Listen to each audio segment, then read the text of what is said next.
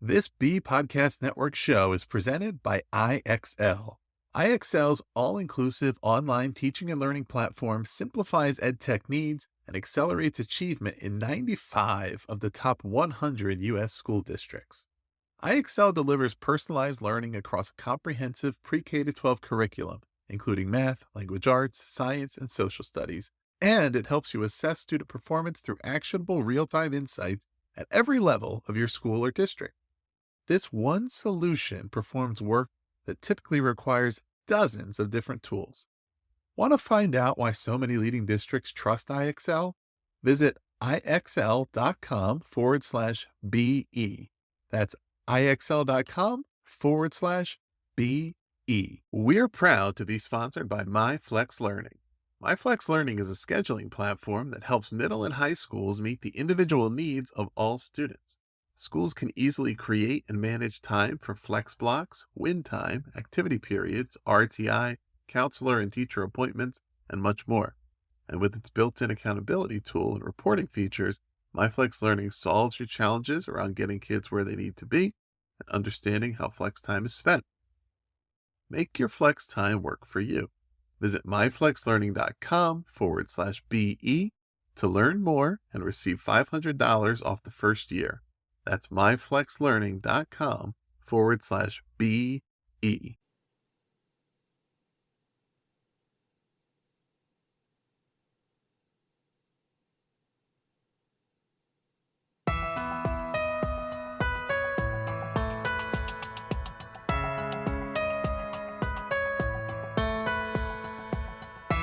Welcome, listeners, to today's episode of the Authority Podcast on the B Podcast Network. I'm Ross Romano, and today I'm pleased to welcome Elizabeth Jorgensen back to the podcast as our first two-time guest, along with her mom and co-author Nancy.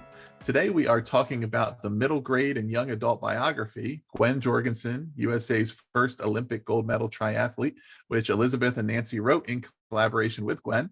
The book is really designed to be introduced to students, discussed in the classroom. There's a lot of lessons and goal-setting tips and other things included. And we're going to chat about all of that. And we're also going to talk about some of the lessons that we all can really take from it. Elizabeth and Nancy, welcome to the show. Thanks for having us. Good to be here. So the one place I wanted to start was you recently co-authored an article for School Rubric that came out around the same time as the book was published and introduced it. And that really was focused on the importance of students having heroes that they can look to. And I thought it's a great place to start is define in your words, what makes a hero? What are you talking about when you're referring to the heroes that students need to have? Nancy, let's start with you. Sure. I think a hero is just an everyday person who has accomplished something extraordinary. And it was important to us to show Gwen as a hero who had failures, but also took some risks and had some big dreams and some big goals, and struggled to get to her ultimate goal. So people can relate to a hero and see that their own foibles are even in the very most successful people.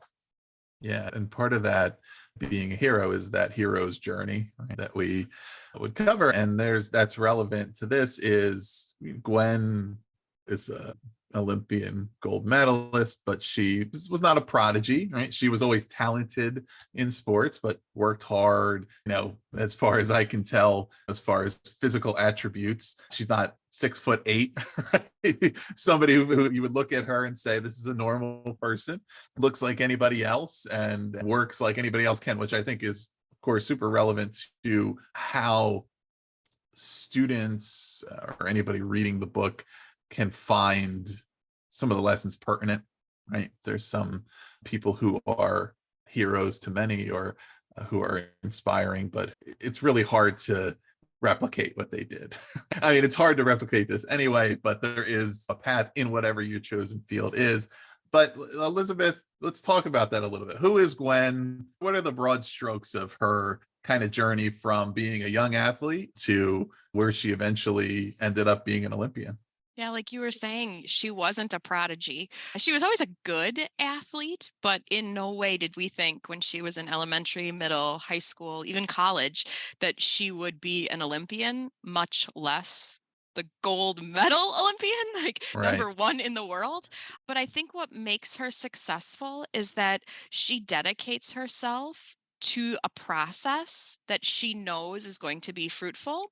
And then she also reaches out to other people and she listens to them. She seeks out feedback and then applies that feedback in meaningful ways. And she's always looking at her competitors and saying, what are they doing? How are they having success? And then how can I use that piece of knowledge to better myself? She's a really hard worker. She's dedicated. She's persistent. She's all of the things that you would think a person at the top of their field would be. And it's perhaps not, I mean, given the fact that it wasn't until adulthood that the idea of competing in the triathlon really came onto her radar. And she had been a swimmer, she had been a track athlete. Maybe that makes this less surprising, but I was not aware that the US had never had a male or female gold medalist in the triathlon before. It was a little surprising because these are all sports that Americans participate in, right? It's not one of these sports that we've never really heard of when we say, oh, well, that's not something we really compete in here. I mean, we certainly have a lot of medalists in swimming and in track and field and in cycling, right? But was there an infrastructure even that she was going into? What was the recruitment process like to get involved? There was a recruiter, and her name was Barb Lindquist from USA Triathlon. And as you alluded to, the Americans haven't been dominant in this field. And maybe it's because, yes, Americans swim and bike and run, but it's really challenging to put together those three and to be good in all three. And Gwen was a good swimmer, and she ran in college, and USA Triathlon noticed that she had those two abilities, talents, and they approached her and she said, I don't even own a bike. I mean, she had a high school bike, but she is not a cyclist. And they said, no problem. We'll send you a bike and we'll teach you and we'll find you a coach. And so we kind of learned along with Gwen. She did not know what triathlon was. She thought they were talking about Ironman. And she said, no, I can't do that. I can't do 8 hours. And they said, no. This is 2-hour Olympic distance. And she was learning what the sport was as she was learning how to compete. And we went along for the ride. Every time we went to a race, there was something new to learn. And you talk about the 3 disciplines in triathlon. In addition to those 3, there's the transition where you have to get from one sport to the other, and it's all timed. And then one day I was talking with Gwen's running coach, and he said, well, what about the next discipline? And he said, that's the mental game. She's got some of the others under control, but she hasn't even tapped her mental game. So there's all these different sports and approaches that combine into one race. One of the things actually going toward the end of the book, that there's a letter from Gwen to the readers about learning about their own potential. And she has these 3 overarching lessons. It's practice core principles, emphasize recovery, and show gratitude. And in her case, I think the way it's written is particularly a recovery part, very specific to athletics. Ultimately, we can pull a lot out of this for everyone. And related to what we were just talking about, there were a few of the principles that I like a lot. And one of them is emphasize and capitalize on your strengths, right? There's also one that's about improving your areas of weakness. But I think that so many times as kids, as students, as even adults, we are so directed to worry about our weaknesses and focus on them that we don't always have a lot of mind space to think about what are our strengths, what are we good at? And the triathlon is a perfect illustration of this to say, one, this is my understanding, you can correct me if I'm wrong, Gwen's first love and passion was swimming. She was really dedicated to swimming. She came to track in high school. I think it seems like running ended up eventually becoming her strongest discipline, even more than the swimming. But the cycling was something that she really had no experience with at all, but they all work together. The better you can get at any one of them, it helps you to be a better triathlete overall. So yes, you have to be at least at a certain level of cycling ability. But if you spend all your time worrying about, this is my weakness, I have to do this, you may not say, but I'm really good at these others. If I can get a little better at them, then I'm better. I'm better still. And that applies in so many areas of life, right? That we have, if we're thinking about well-rounded capabilities and how each of our skills and competencies and relationships work in collaboration with one another, that we should be spending more time emphasizing and capitalizing on our strengths and thinking about how can I get even better at the thing that I'm good at? How can I get even better at the thing that I already love, right? Versus worrying too much about the other things. That it's a good perspective, I guess. Elizabeth, how do you think about that relating to other types of endeavors? Well, yeah, I think about my classroom, right? And if I just tell the kids everything that they did wrong in their paper, they're going to shut down. Why even try? Everything I do is terrible. I'm awful at semicolons and commas and whatever. But if I say, wow, this metaphor gave me goosebumps, then the kid starts to think, oh, I'm really good at metaphors. And then they start trying more and more, and they're taking greater risks. And then, like you were alluding to, then maybe they start to really enjoy metaphor writing, and then they lean into it. And then they're like talking to their partner about, well, maybe have you considered adding a metaphor? Because then they think they're the metaphor king. And you can see how fostering what they're already good at can then build into other areas.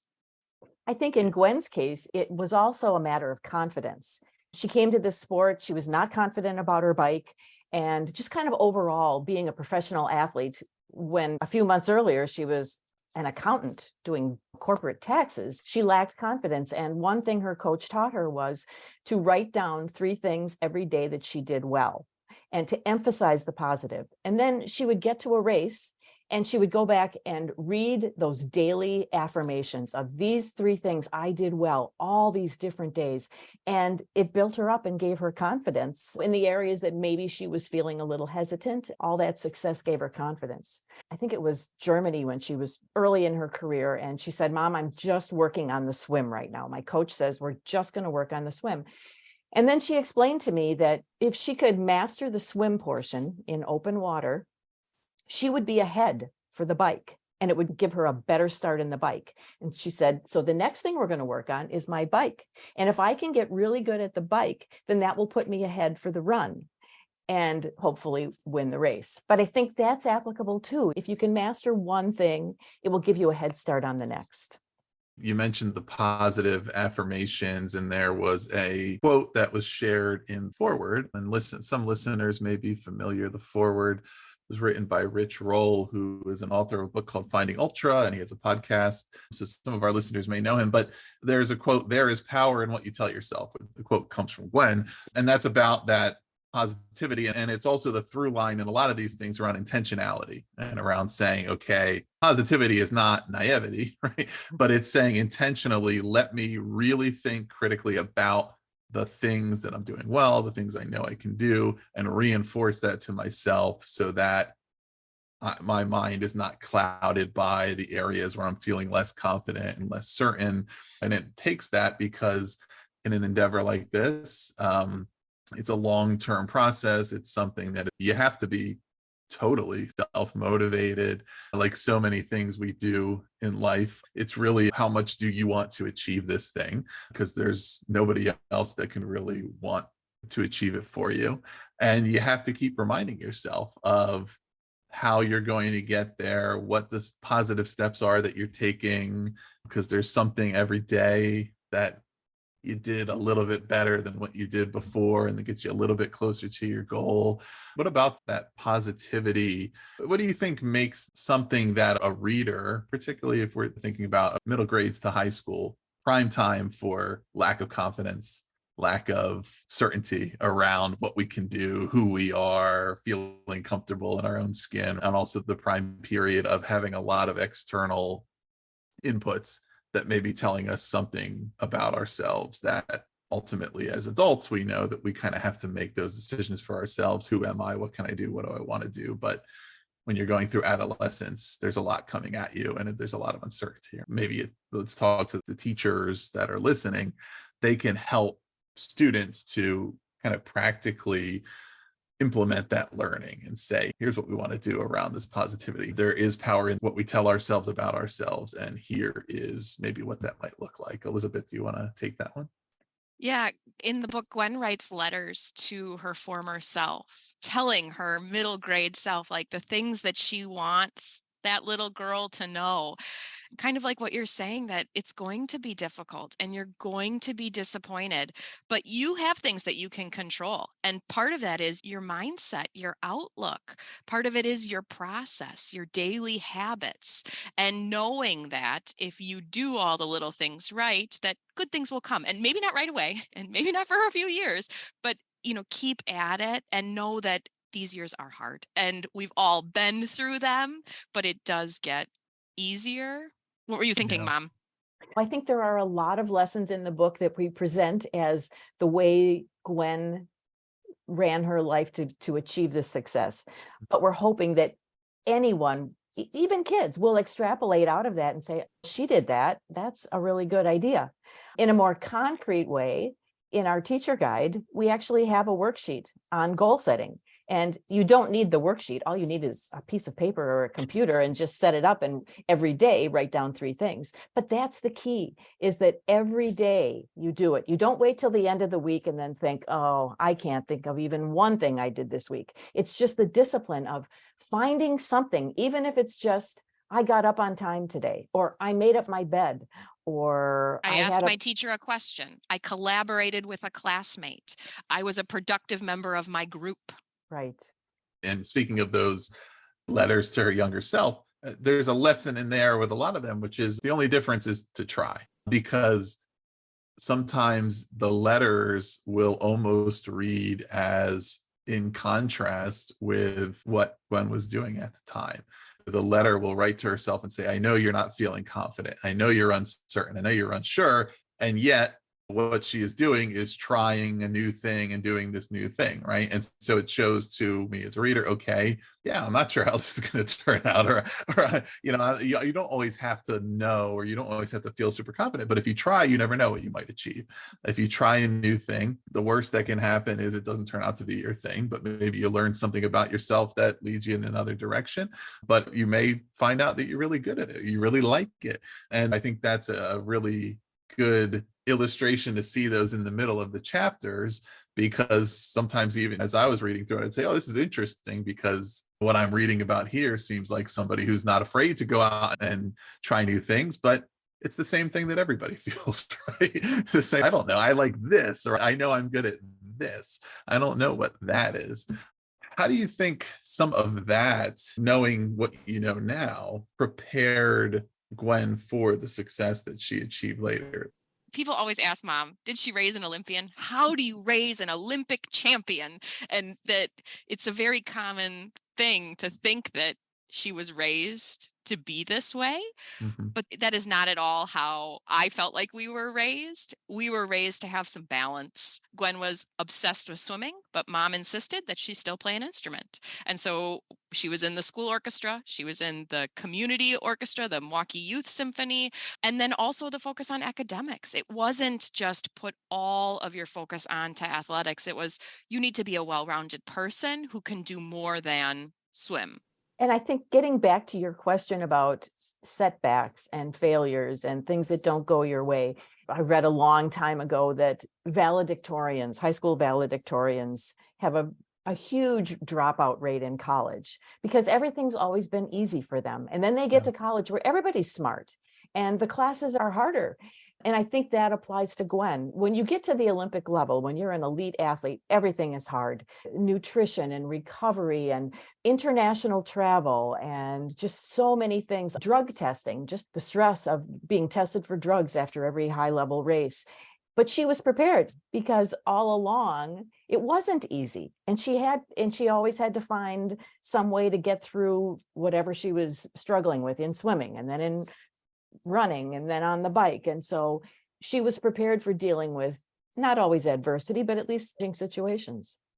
That's a generalizable lesson, right? That we kind of all have to find those things that we're working through adversity and challenges, because if things are too easy, eventually you're going to match up against somebody who's just as good as you are or better, whether that's in a profession, in academics, in athletics, whatever. And it really is a good lesson to get there. And, right to the point of raising an Olympic champion, what I took out of it was, had you tried to raise an Olympic champion, you would not have.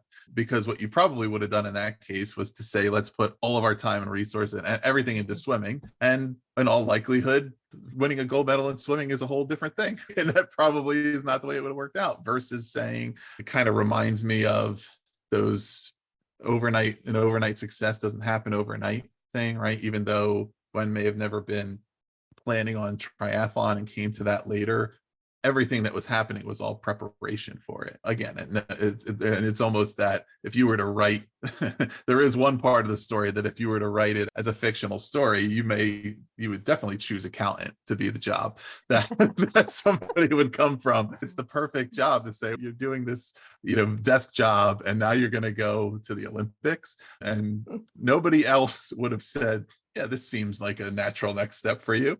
But if you believe that you have what it takes, but that takes having struggled before, because otherwise we probably never would have taken that journey. Right. Not only would we have been emphasizing the wrong sport, because that's not the one that panned out for her, but if we had emphasized swimming, she would have missed out on things like violin, which maybe you wouldn't at first think that would contribute to her athletic success, but it did. Just her academic work and her accounting. Now that she's got this gold medal, she's an influencer and she's an in-demand speaker. And so all those other skills working together in a group, as accountants do. I didn't realize that till she became an accountant, but it's actually a group process. And the academic study of learning how to speak well and how to present yourself, that's all part of it too. It's not just swim, bike, run. It's being a person who can stand up and communicate with others and influence people through the power that you have. Is there anything that, as a parent, like thinking back to that, because I think there's this balance that you had to try to achieve between encouraging and rewarding focused goal setting? Like, clearly we have a child here who's very motivated and very focused on swimming, and that's a good thing, right? We're not forcing you to do that, but also wanting to have that balance of the well-rounded development. Is there anything that you know now about how everything went that you would have thought about differently? And not something you would have done differently, but said, oh, I was really worried about this and I shouldn't have worried about that. It didn't turn out to be a big deal, or those kind of things, because these are the challenges that every parent is probably going to think about. Every child is going to be different, but it's okay. I want to get you to have goals and to be focused, but I also want you to do different things, right? To not all be one thing, but it's hard to strike that balance. And so what has the, I guess, perspective of time granted you in that regard? Yeah, looking back, I did not need to reinforce goal setting. And I never even thought about it, because Gwen was so focused and she just knew everything she wanted to do. She advocated for herself. I would be on the way to violin practice with her and she'd say, Mom, if you're going to make me do this violin lesson, then you have to take me to the YMCA for my swim practice. And so I never once thought I better reward this goal setting, because it was more of a struggle to get her to do the other things. I do wish that I had realized just how she uses the word obsessed. She says she was obsessed with swimming. And I wish I had known then how much she tied her own self-image into swimming. She says now, a bad race, she would think she was a bad person. And I didn't know that then. And I might have looked around for a way to help her not be so tied into performance. But other than that, I just thought I was just determined, because I'm a musician and I taught choir for 30 years. I felt like I knew the value in music, and I was just committed to making sure that Elizabeth and Gwen did both a sport. I knew the value of sport as well, and we wanted them to do a sport and to do music. And I just decided I'm going to be the adult here, and I'm going to insist that she do more than just sport. And of course, academics, that was our number one push. Do your spelling list when you come home and get your science project done. And there too, that was not a problem, because Gwen knew if the spelling wasn't done, then she could not go to swimming. And if she hadn't practiced violin, then she was going to be late for swim practice. So I had a little leverage there to get in the things that I thought were important. And you also encourage social interactions, encouraging Gwen to go to dances, to hang out at the movies, to be a kid. Right. And her answer was always, Mom, I am having fun. All my friends are in the pool. And I accepted that. Elizabeth, I wanted to ask you about, so going back to some of these core principles, there's one that I'm certain is applicable to our listeners here, and it is surround yourself with talented, positive people. In your own personal regard, you're not only a teacher, but you're an award-winning teacher, you're an author in multiple genres, right? You're doing things beyond just the basics, which requires, it's part of the communities you cultivate, right? The people you know, the people you surround yourself with, people who will lift you up and push you into those opportunities and be there along the way, just as the story of this book is. But it's not always easy, right? Because it's not always the people around you. This can go in both directions. Sometimes you have to intentionally seek out those people or recognize when there's people that are around you that maybe aren't having this impact on you.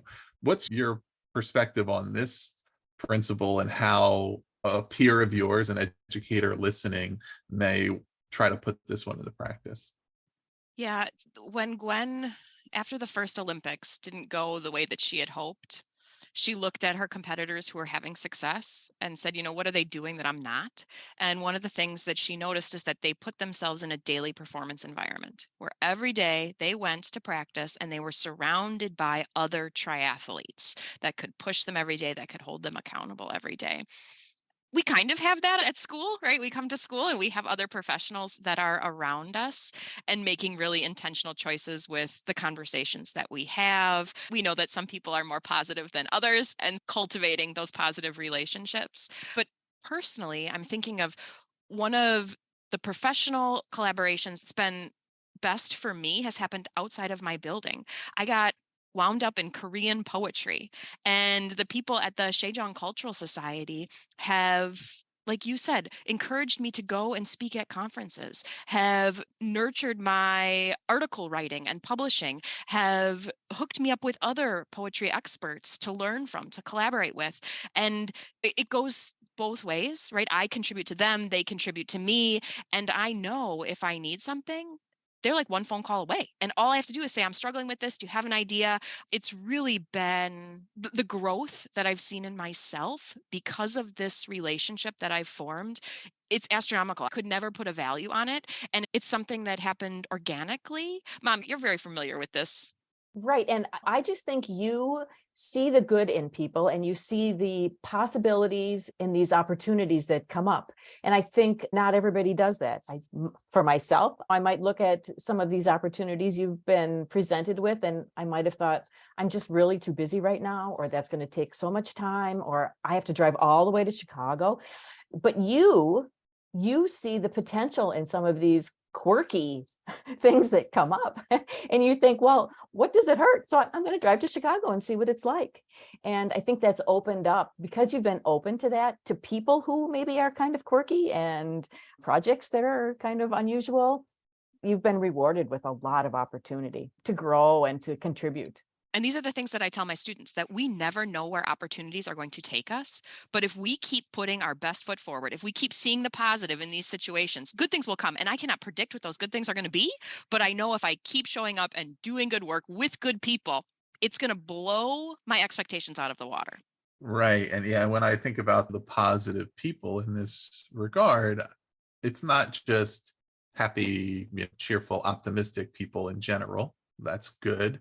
But it's people who are specifically optimistic and positive about you, right? People who are paying attention to you, who are reinforcing positivity to you and helping you achieve something, which is what we all do need to find, because then it's, did somebody introduce me to something that I didn't realize about myself, or an opportunity that I otherwise wouldn't have known about, or that accountability piece that you mentioned, taking out maybe a direct supervisor who has certain needs to keep you accountable. People aren't going to hold one another accountable if they don't care about one another. So it's not just about some loose definition of positivity, but it really is finding the right people to surround yourself that will help you achieve those goals.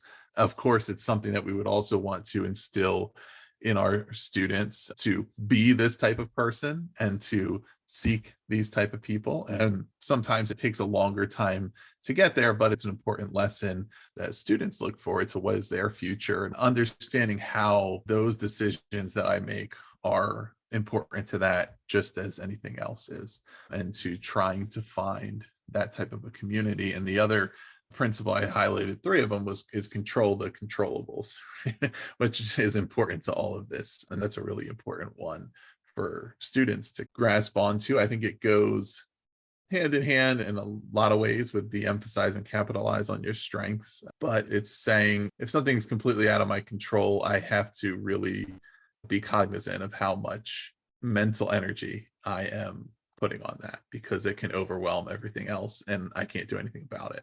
But if I can control the things that are within my control, I actually can get a lot done and achieve a lot, or design kind of my own pathway here. And so just thinking about this as we're considering how this may be used as a classroom resource, what might that lesson look like in a, let's say, a middle grades classroom, to say, we're going to learn about today's controllables and here's what that kind of means. We only have the minutes in front of us, right? We've got 84 minutes in this chunk of time, and we can choose to be distracted by our device or by the person next to us, or we can choose to focus in on the task. The controllables are a process. Right. I'm thinking about kids who are auditioning, say, for the lead in the musical or for a spot in the honors choir. So you can't control what your competition is, and you can't control what might happen in the middle of your audition. The fire alarm might go off, or the piano might be out of tune. So you have to control your own preparation and work on intonation, and maybe find a voice teacher and put in daily practice and make yourself the best that you can be, and then put yourself in the situation. And if someone else just has more natural talent or maybe more physical maturity in their voice than you do, that's the reality of it. But you prepare yourself to face that. I do want to go to these other keys to learning about one's own potential. So we talked about some of the core principles, and the next one was emphasize recovery. And the thing that stands out about this and the way it is articulated for an athlete, it's very similar to the goal setting piece, is the specificity. An important lesson here is it's very clear to understand, okay, here's what I'm recovering from, here's what I need to recover to be ready for, and here's what I need to do. I need to get a specific number of hours of sleep. I need to eat a specific diet. I need to do these specific things. I need to avoid these other things. There's good lessons in there for particularly teachers, I think, to really design what recovery for them looks like when you're feeling burnt out, you're feeling overwhelmed, right? And I think a lot of times that element is missing. And that's where we get to the point of unrecoverable burnout, right? Where we're looking for time away from the thing, but we're really not recovering. We're just on idle over here for a while and then coming right back to it, because we're not necessarily thinking really specifically about what does recovery look like, and how might that lesson, I think, be applied, I think, specifically to our listeners who have any number of things they may need to recover from in their day-to-day, but what it really looks like to design a recovery plan, and then to emphasize that. When I was teaching choir, I also produced the musical. And it was very long days, sometimes until 11 at night when we were in the middle of the actual production run.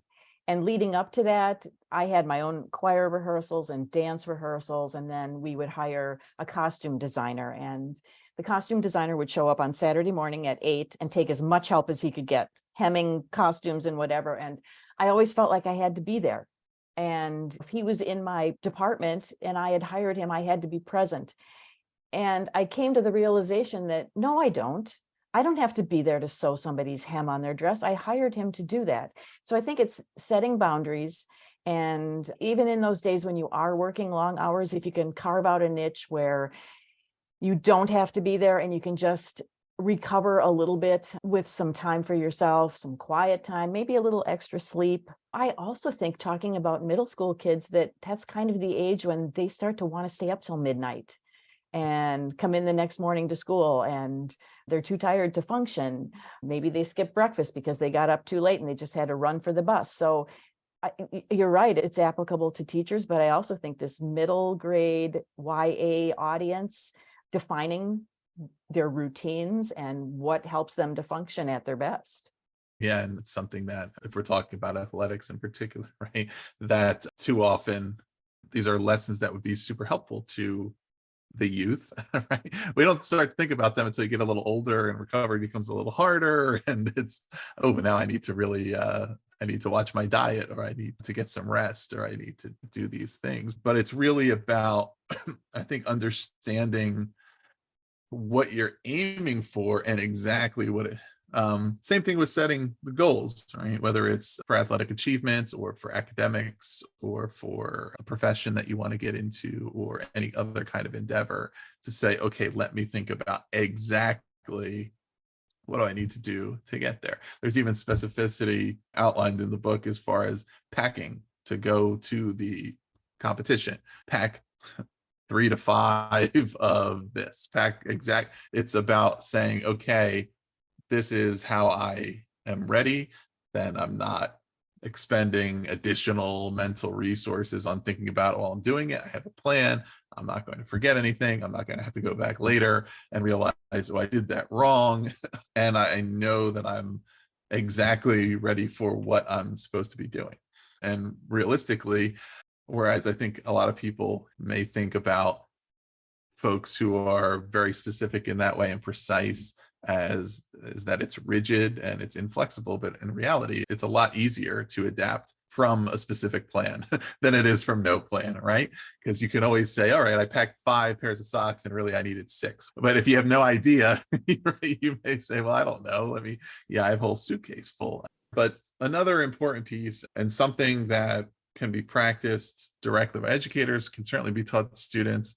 And it's not only about that final act, which is writing a thank you note, telling somebody that you appreciate what they did for you, but it's even just the reflection of thinking about that, which gives us a much better understanding of how we achieve what we achieve. Sitting down and saying, okay, what did I accomplish?